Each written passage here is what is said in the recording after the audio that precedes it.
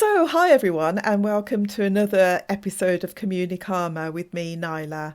And today I have the great pleasure of introducing you to Dr. Philip Hunt, who is somebody that I've known for a very long time. And Philip is kindly going to share with us his perspective on living with Asperger syndrome, the work that he's done to enable other people to have a better outcome who are also living with Asperger syndrome, and also his work in adding to the knowledge base on this condition through his links with Portsmouth University. So a very warm welcome, Philip. Thank you, Nala. And Philip, I wondered if you would start by just explaining in your own words what Asperger syndrome is, because of course we've all got some preconceptions about this condition. Maybe they come from watching something like Rain Man and so on, or seeing things on the news. But it will be really interesting to hear what the definition is from someone who has been living with this condition, such as yourself, for a very long time. Well, thank you, Nala. I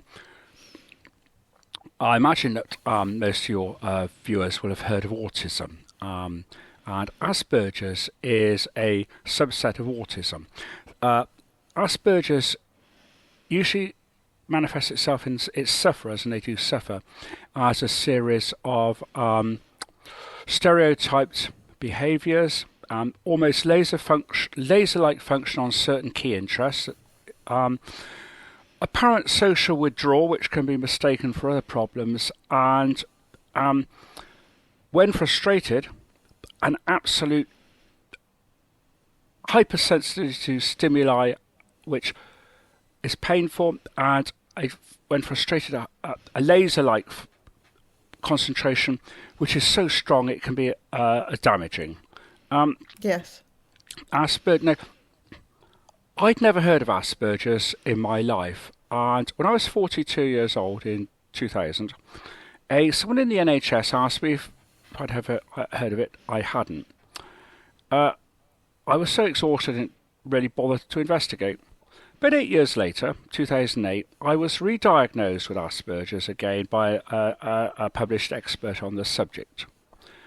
And about 2 years later, through him, I met someone else who had a link with Portsmouth University's Department of Psychology.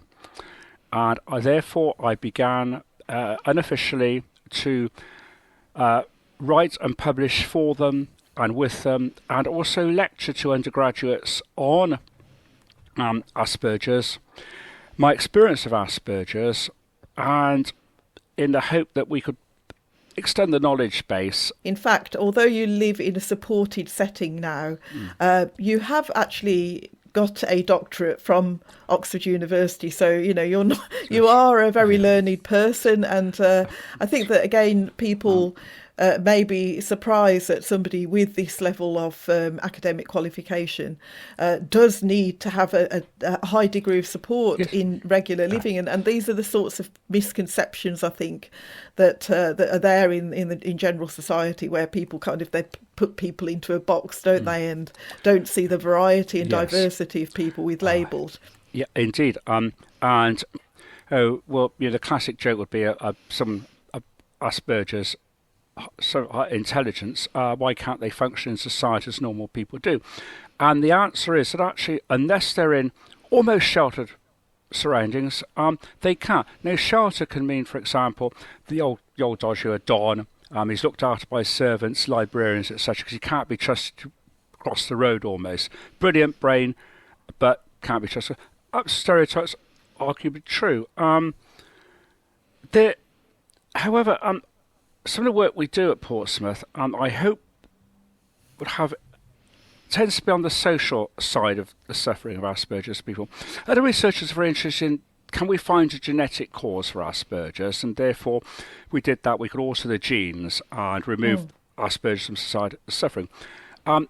Meanwhile, we have people who suffer from Asperger's and who burden themselves and burden society. So the work we do is essentially looking at individual psychology of particular Asperger's people, their experiences, and what has helped them to be, in a sense, productive members of society in their own field, or to try and think of ways that we can alter the environment to help those who suffer, much as the way that in the wider disability movement, if we can alter society, social reform, social change, really some of the pressures which, when inflicted on Asperger's people, cause them to become, well, a nuisance to society in many ways, which they don't want, and an economic burden because they often can't work. And burdens themselves. I mean, Right, well, that's really interesting, Philip, and it takes me to thinking about your own situation. Because you mentioned that you were diagnosed quite late yes, with Asperger's at the age of 42. Yep. So what had life been like before that time? Because you then ended up, people found that you needed to have support, and you were living without support prior to that for the majority of your life. So how did you cope, and how did you struggle? Well,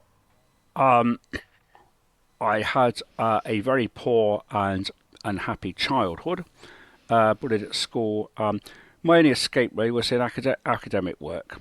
So I ended up the escalator, couldn't think of a job, so ended up at university. Almost can't cope there until one has the social support of college staff. For example, one tend to have very good relationships with the college staff, the domestic staff, the administrative staff.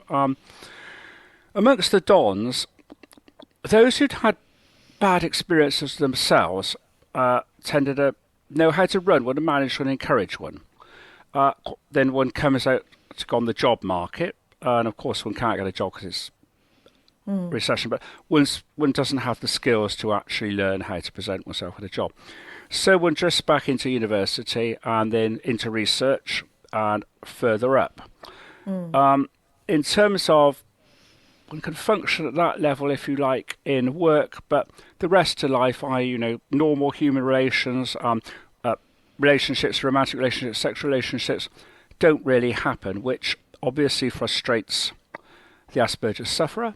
It also presumably frustrates those whom he comes into contact with, who are, if you like, normal people, who can't understand his strange, odd behaviour, and think it's rudeness. Of course it isn't. So there's mutual misunderstandings and hence problems. Yeah. So the work that you've done with Portsmouth Uni as well, that's been also added to by you working with a organisation as a chair, actually, in your home area, to further the lives of people with autism and Asperger's. Yes. I know that, Philip. Yeah. So through all of this this different input that you've made into these organisations, what are your actual views on what will make a difference for people living with Asperger's today in the UK? Well, so social reform and social change, in terms of society, in terms of the healthcare, in terms of education, and in terms of providing what environment that the economy and society allows for Asperger's people to, if they can't flourish to the maximum of their potential, at least not burden society by being a nuisance. So, in a way, I think that Asperger's in the right surroundings can be managed and even malleable. In the wrong surroundings and wrong environment, I hope our research tends to show that the problems get worse, both for the sufferer and for the rest of society. So okay, so let's break that down. So when you say in the right way and the wrong way, right, what are you referring to there? Well, Asperger's people get very, very, very frustrated if they don't feel themselves fulfilled or contributing in some way. And that means a kind of a suitable environment, a suitable occupation. They also have such active minds that if they haven't got an occupation, paid or unpaid, the mind runs haywire and the social integration problems become worse. Right. in terms of human relationships, well, Asperger's people, I certainly would have liked, from what we see, a normal life, normal relationships, normal human life. But if that isn't possible, then at least, if you like, providing some sort of sheltered supported accommodation, some occupation that interests their minds, so that the energy doesn't run off into destructive courses for themselves. So I think that social reform, environmental reform is useful. Probably I think that may have more effect on Asperger's people than attempts to remove it from society by genetic change. And in fact, you have to realise that most of the research done on Asperger's this last 20 or 30 years in Britain and Europe is really looking at trying to find the origins of it. But that may help children who've just diagnosed, but for the generation like myself, almost 70, life's almost over, you've got that 50 years, which I hope our work shows has been a waste for society and the individual. And at least perhaps we're going to show that there are ways in which the suffering can be reduced at not too much economic cost, for the benefit of all involved. The research I do is a lot of it is also biographical, and it is actually, Philip, because you are a fascinating individual. You've had such a interesting, diverse set of experiences, which we won't go into here on this talk, but there is this kind of preconception that you need to be kind of supported and kept almost. Yes. But actually, there's tremendous creativity and a level of thinking that transcends other people's ability, really. And I think it's about how one captures that and utilises it.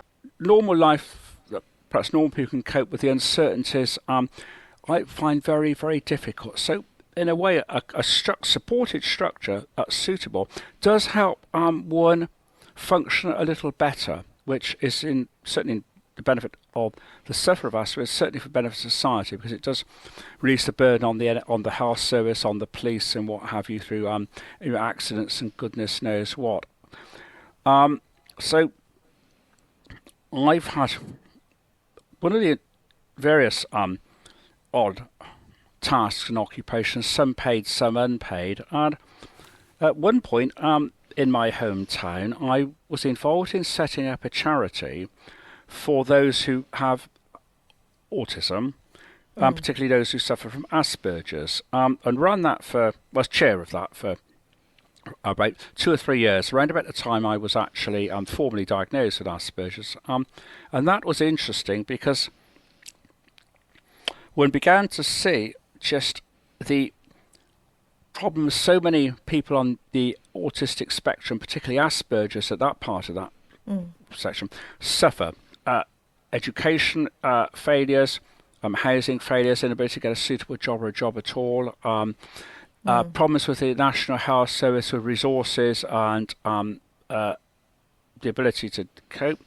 And one began to realise that if they wanted change for the benefit of sufferers and society, we needed to engage in politics to get change. And I wasn't actually very good at that, so I quit. I wasn't terribly convincing. I think other people would have been far more useful. I wasn't, but it's an insight into how things, in some ways, they are getting better for people who've got Asperger's, despite the problems.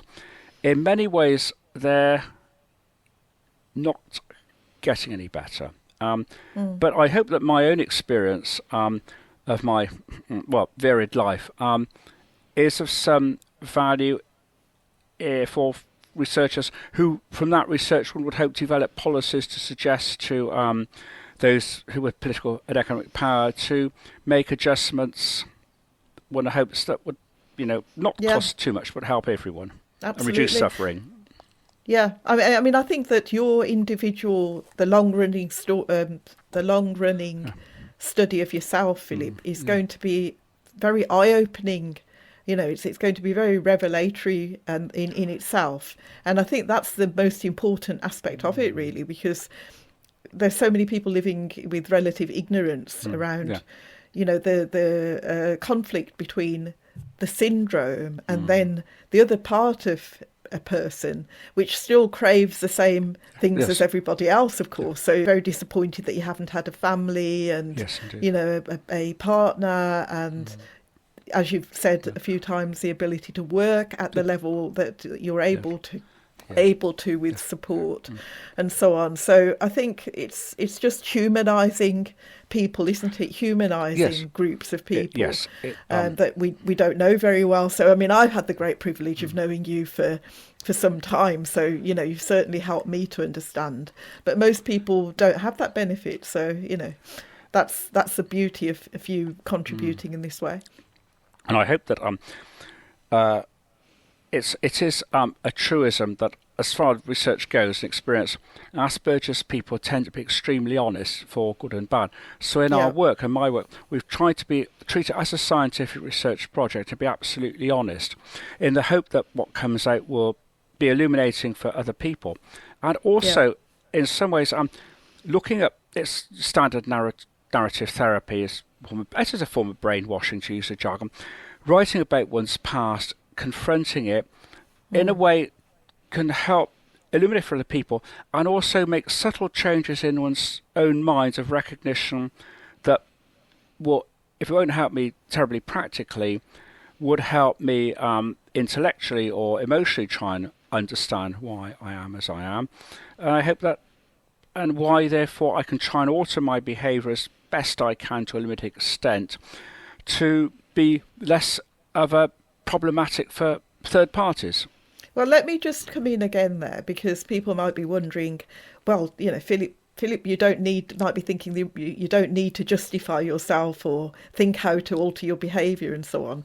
But I think it's fair to say that some of the behaviour that you have, that other people probably wouldn't associate with Asperger's, because they just think, oh, it's sort of savant-like behaviour, and then everybody's fairly passive the rest of the time. But as you've said, you can be very frustrated, and that can result in behaviour that appears Yeah. to be aggressive and so on, Yes. right? And that's I think it's Yeah. good to That, enable people to yeah. know that. And but the point that I want to make is that's very frustrating for you, of course, because knowing you as I do, you don't want to No. frustrate No. people. You don't want No. to No. sort of scare people or anything, Philip. But the thing is that Asperger's myself, in circumstances, environments I find difficult, I become passive.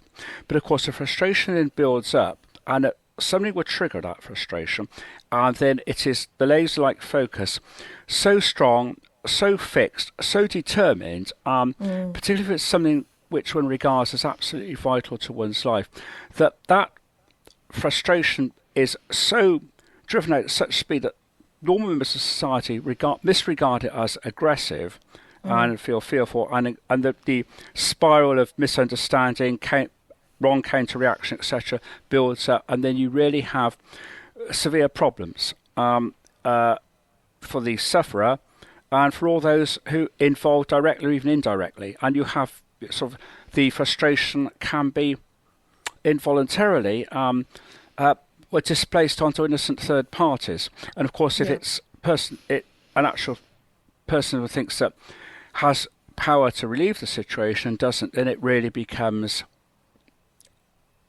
a red hot determination. And of course, Yeah. in these society cannot, or sometimes doesn't want to accept. And then you have escalating problems and misery Yeah. for Yeah. You feel that you've been badly treated in some way by someone, such as myself, even, it becomes a bigger and bigger issue, and you kind of try indeed, and indeed, justify yeah, yourself in ways yeah, that can come across as aggressive, and of course that can be hurtful. And I think if you know the person quite well, you can you can tell yourself that this is not intentional and so on and so forth, but it still has an impact, of course. Yeah, And yes, then it's that, the perception, and yeah, yeah. to be frank, if I may, the older I've got, and I'm almost 70 now, that frustration it gets worse. So that in a way, the behaviour becomes more, sorry, it's extreme, and therefore is perceived as aggressive. I suppose one could argue that in some circumstances, if you treat aggression as just technical, as sheer energy being frustrated, then I suppose it is aggressive. The problem is that it's aggression that actually doesn't obtain anything useful, if you follow me. Not for the individual who suffers, and arguably not for society, because it really doesn't get any constructive change. But it does, I suppose, reinforce the adverse stereotypes of people who don't understand. And so the walls go up, and you can get no progress either way, which builds up a vicious circle. Yeah, and of course it's a vicious circle, because you've just said very clearly, Philip, that you understand that it doesn't get you anywhere, it doesn't get society anywhere. It's a negative way of behaving. But if you have this condition, it's very hard to not behave that way. It's almost impossible. And So you kind of know that that's Yeah. you're trapped in behaving like that, even though it's so bad for you. It's like being in a cage, and of course, as one gets older and one develops some understanding of the problem of the Asperger's, one looks back and thinks, opportunities lost or denied or what have you. So the frustration as one gets older becomes ever stronger and ever more. It's triggered by ever less important stimuli, if you like. Maybe feeling resentful towards other people because certainly. they have more than they have resentful, the life hatred. that you wish that you'd had. Hatred, right? Okay. Yeah. I think resentful. I think resentful is putting it mildly. That's being charitable. Sometimes it's like a red mist comes on one, and particularly it comes on me when I encounter people who I would argue should know more than they do, because other people in their field have had that knowledge and helped me. So the frustration, your very charitable cause frustration, the aggression, becomes not only focused, good or bad, it becomes a kind of overwhelming red mist, and the triggers. Sometimes the triggers are arguably subconscious, that one can go from normal to 80 or 90% like that. Yeah. No. Well, thank you so much for sharing that particular aspect of living with this condition. If I may say something, you mentioned earlier that even with people who one knows well and likes and respects, even with them, and in fact argue perhaps it's worse because you have such a limited social circle that those who come within it receive the full force. It's not distributed, eased off by having, say, a normal range of relationships. So, for example, if you've got Asperger's, a normal person may have 2 or 3 friends of the opposite sex, so it's not as intense, the energies are spread. If, of course, one only has one friend of the opposite sex, of whatever, between platonic, romantic, sexual, all the energy is fixed on that item, object. So if that's withdrawn anyway or ends, the feelings become just unmanageable. Right. Okay. All right. And then hence real extreme. Okay. Well, acting well, out obviously, jargon. yeah. Well, I mean, obviously, other people's experience of Asperger's might be different. Yeah. Yes. But I think that there is a lot of common ground in what you're saying, because, of course, people are living very much in a kind of more isolated way. Yes. In a way, as people this last 20 or 30 years have tended to live more isolated lives compared to what we thought of the pattern of society when I was young in the 60s, early 70s. In my case, because I had obviously undiagnosed but had autism then and withdrawn, I can think to myself that the pain I had from isolation and not having friends is getting in so many people, wider section of society now, the more isolated, is going to produce even more social promise. So in a way, perhaps looking at the experience of people with Asperger's, particularly those who've been alone from environmental circumstances, rather than just say had a family and siblings but not related to them, might perhaps be of some use in indicating how the minds of people who are isolated so much develop. Because although the Asperger's mind in a way is fixed within a cage, it's not actually frozen. It can be altered for good or a bad pressure for bad.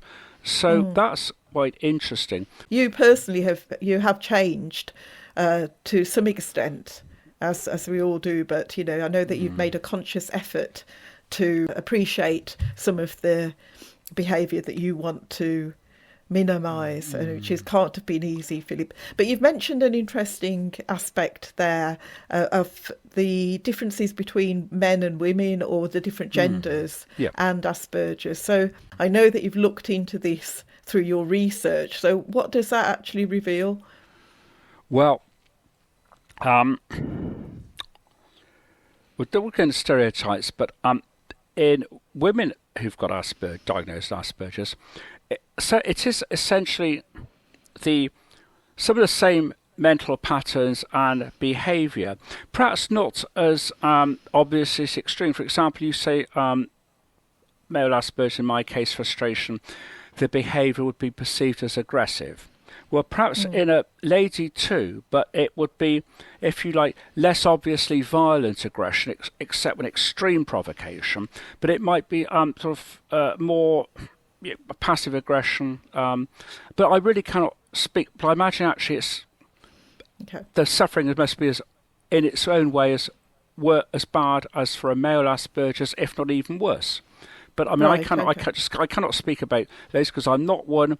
And my research looks at a bit my family, but I've had no contact with ladies or girls or women with Asperger's, or research that I have to give you any useful information. I think it'd be foolish for me to waste your time. No, well, that's fair enough. That's fair enough, Philip. So let's think about positive things now. So there has been now an appreciation of this condition for some decades, and recently neurodiversity in itself, there's been a conscious effort to understand. It's a good point, Nyla, because in many ways, on that huge spectrum, the different groups of syndromes, illnesses, problems we call neurodiverse, the different groups within that. I wonder, from my limited knowledge and talking to people who suffer from that or care for children with that or what have you, in a way that sometimes the adjustments which can be made both by society anyway tend to be the same in relieving the pressure within that individual before, in adverse environmental circumstances or an adverse stimuli, they colloquialism, they blow. And oddly enough, as I say, in my own odd life, I have functioned better, and I think happier for at least other people who've met me in certain kinds of environments, sort of rather structured, academic, and also with the mentors, if you like, people one can trust. Rather, complete isolation isn't. And friends. And friends too. I mean, I think that's a forgotten aspect, because I think once we start labelling people as something, then a lot of people feel, they're not part of the group of people that I can really have as a friend. They're kind of people I put outside my core friendship, and they're associates, kind of thing.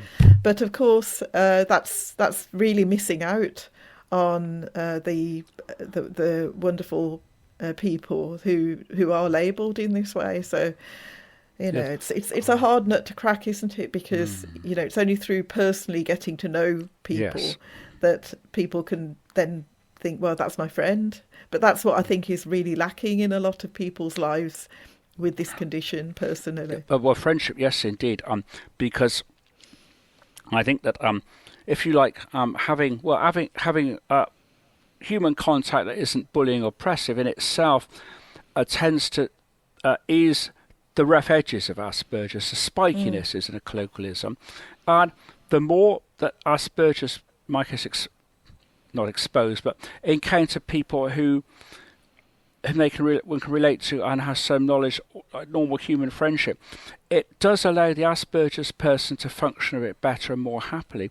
And of course, one hopes that that can show the, say, a neurotypical person that the Asperger's person behaviour isn't meant to be rude, offensive, or hostile. It's because that person has arguably no social skills, or very limited skill, or distorted social skills.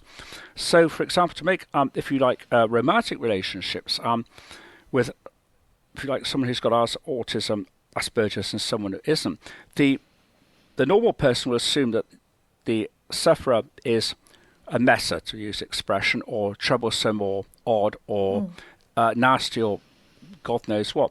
And in fact, it is just each side trying to grope intellectually and awkwardly and emotionally to try and fathomate the other.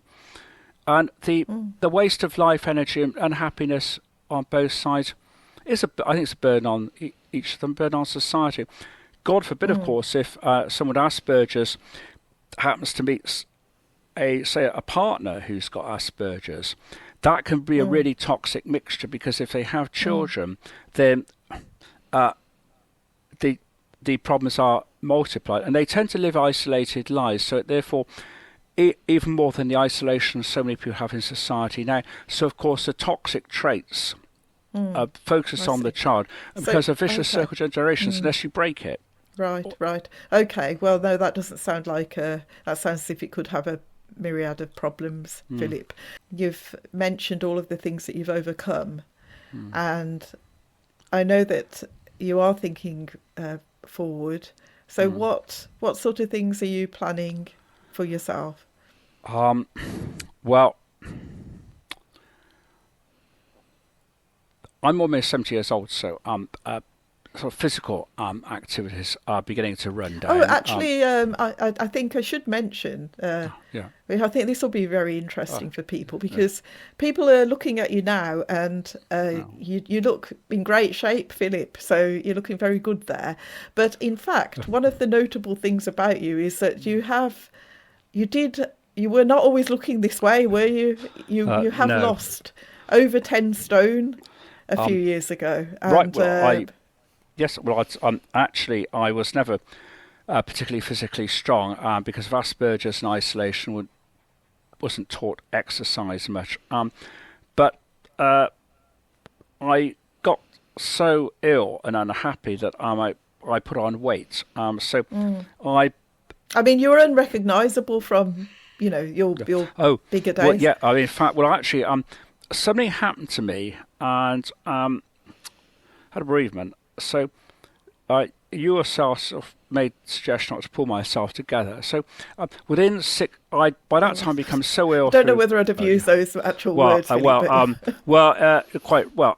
Anyway, I neglected myself to the extent that I contracted diabetes type 2 and all the horrible problems that has and for the future. So in 6 months, I lost 135 pounds in weight. I'd gone up from about 12 stone to 26 stone. Like that, goggle-eyed, good. I couldn't even walk 30 yards to the bus stop without severe problems. So I remember it well. I remember that walk that we did in the South Downs, and I think that that was very worrying actually. And of course, I think you see the photographs. Your body was breaking down, God knows what. And anyway, so I fought in 6 months. I reduced my weight by diet and exercise, using a spinning bike before I could walk, from 26 stone down to I lost 10 stone, 135 pounds, 10 stone minus 5 pounds. I'm sorry, I'm old-fashioned to use the old imperial measurement. Sorry. But yeah, did that. So maybe cut a lot of the medicines off, felt a lot physically better. And of course, then you get a virtuous circle develops. You feel physically better, so you emotionally better. Yeah. So it does show that Asperger's, in my case, with the appropriate stimuli, shows how they can neglect themselves and become a massive burden on the economy, and potentially even more so. But it does show that certain promptings or intervention, done properly, sensitively, that the sufferer can understand the rationale for, will make the effort. And of course, I don't think it's too bad who's 135 pound in weight. You'll see the before and after photographs, but Well, yeah, yeah, I'll yeah, see if I can find any. But I've got some. it does show the Yeah. the single-mindedness Yes. that you've Yeah. talked about, Yeah. when put to good effect, can actually yield you real dividends, because you, with the way that you think, because I recall it very well, you decided that this is something you were going to do, and you change your diet, you fastidiously insisted that you were going to do this certain amount of walking all the time. You walk through the pain, you got through the hard times, because in your mind, the way that you were thinking is, that's my focus. That's where the laser focus is. Yes. For And you. it's a laser focus because one can see that it's a good end, a useful end at the end. When I had that, for example, when I was about 26, I absolutely had no idea whatsoever of human relationships or what we call social skills. And someone suggested read a book. And laser focus, you read, you learn, you apply, better life relationships. Also, instead of living in squalor, for example, the Aspergers and circumstances just caused me to end up living in squalor and would lose the will to try.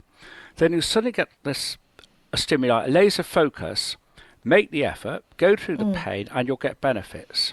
So that you see, the laser focus, if it can be triggered in a good way, the trouble is sometimes it's triggered inadvertently or not in a bad way, and then the bad consequences. Which does show that I think that the stereotype of an Asperger's mind is almost like frozen and cannot be. But I would say that at least in some circumstances, if you have enough useful pressure upon it and it can see the benefit, that laser focus can be used to begin to break that prison bars and allow change. And well, you've demonstrated that with that great example, but in other more subtle ways too, Philip, certainly during the time that I've known you. Thank you for sharing that very graphic example of how having an Asperger's mind can both be a really positive thing and also, can bring you a lot of distress as well, Philip. So thank you for sharing all of that in this quite personal discussion between us. And, just wanted to say that it's absolutely a pleasure to have known you for the time that I have, and look forward to many more interesting discussions between ourselves, and look forward to speaking with you perhaps on the show again, Philip. Well, thank you so much for having me. It's been actually a pleasure, and I do hope that the odd things, this treatment science, I do hope your viewers will you perhaps get interested and look at the work of, say, scholars and researchers far more distinguished than I, who've got a far more lucid, cogent, explanatory system. And I just put in the odd bits of material for them. But I think it is the benefit for the sufferer and also a benefit for society and so for the economy and humanity to try and deal with this problem. I'll put some links up in the information that I include with this video with your help. Certainly, yes. We can draft that together. Yes. And if people have enjoyed listening to our discussion on Communikarma, then don't forget to subscribe to the channel also. So until next time, everybody, bye-bye.